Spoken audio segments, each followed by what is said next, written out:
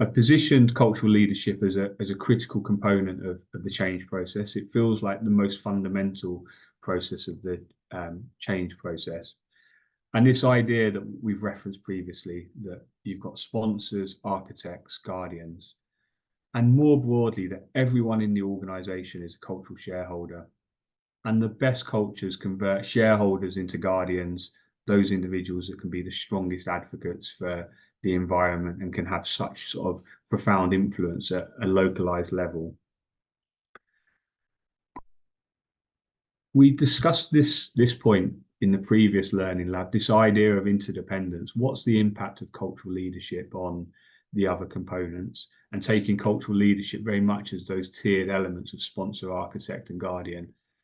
And it's my belief, and sort of reinforced by some of the conversation or multiple conversations I had in this space, is that cultural leadership absolutely has an impact on psychological safety and belonging. And it's something that we're continuing to unpick.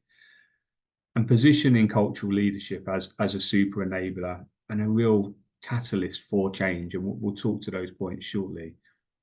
And when we asked individuals to rank their satisfaction in the last learning lab, there was a view that cultural leadership was, whilst ranked against the others, the element that people are least satisfied with, which also perhaps sort of plays out in some of the elements that you referenced in what is testing your cultures currently. I'm going to take a couple of minutes now just to step through, as a reminder, sort of the components of sponsor, architect, and guardian. And then, like I say, we're going to move into a breakout room for you to apply these further to your environments. So a cultural sponsor occupies a position of seniority and authority within the organization. Might be a board member, might be an owner. The significance of their role is that they generally appoint the cultural architect and provide the cultural architect with the brief to say, this is the culture that we want you to create.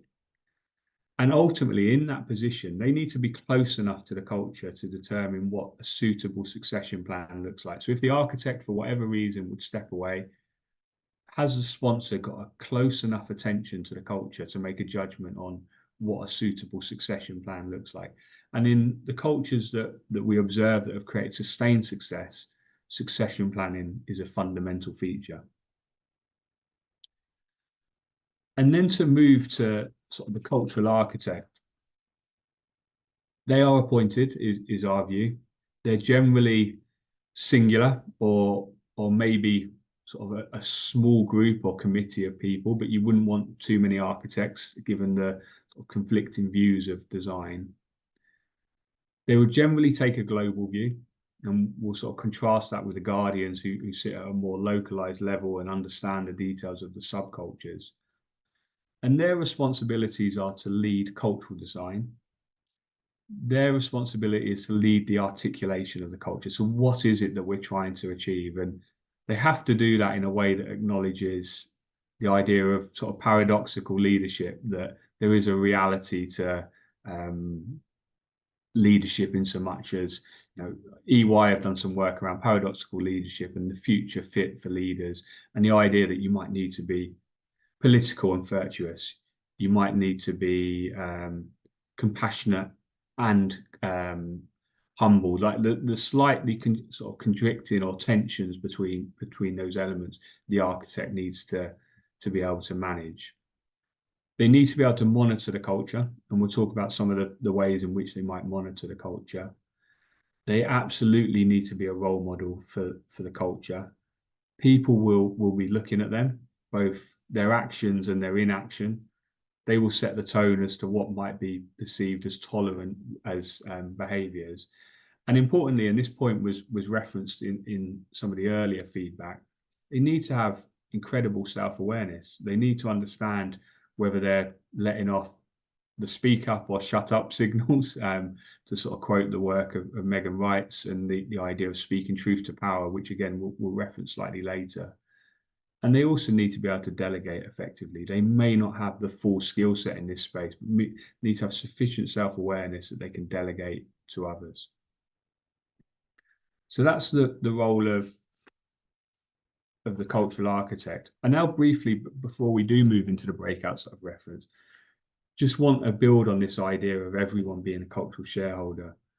I think this talks to Charlie's point really well, in so much as everyone has a role and can contribute to the culture. I think that's really important.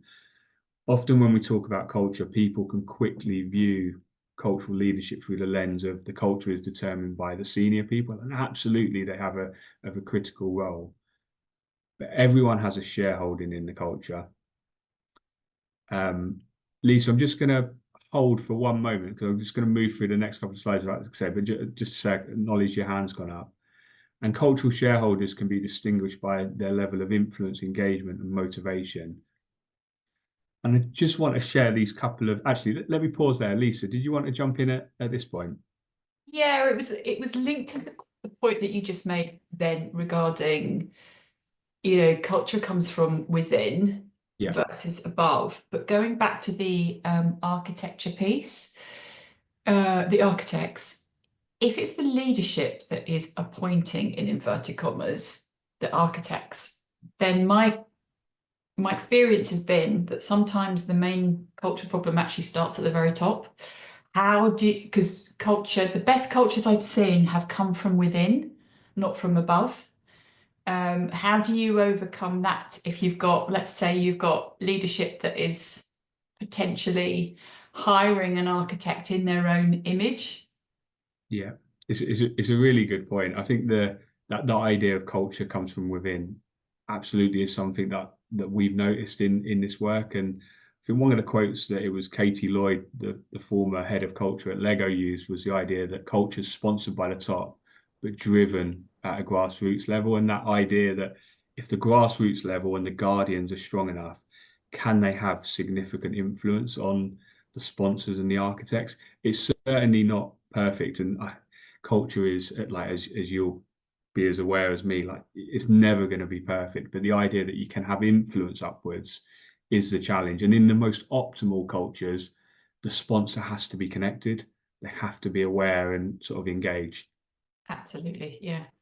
I think that would be a good one to take into the breakout shortly, Lisa. It's a really good primer as to what's the level of influence that you can have. I'm slightly behind, so I'm gonna quickly reference these two quotes. And Hugh referenced one of them as part of sort of the question that he asked at the start. Stephen Bartlett talks about this idea that your first 10 people are critical because they all hold 10% of the culture. And I love the sentiment of that because it talks to me about ownership and influence. But I also think it lacks an appreciation of the fact that people have differing levels of influence. And that's where John Amiche's quote really resonates with me, and it resonated with you, that culture is the accumulation of millions of choices, but some people are more influential than others, and some guardians will have greater influence than others. They'll have a stronger network of others, and ultimately their choices will influence the culture.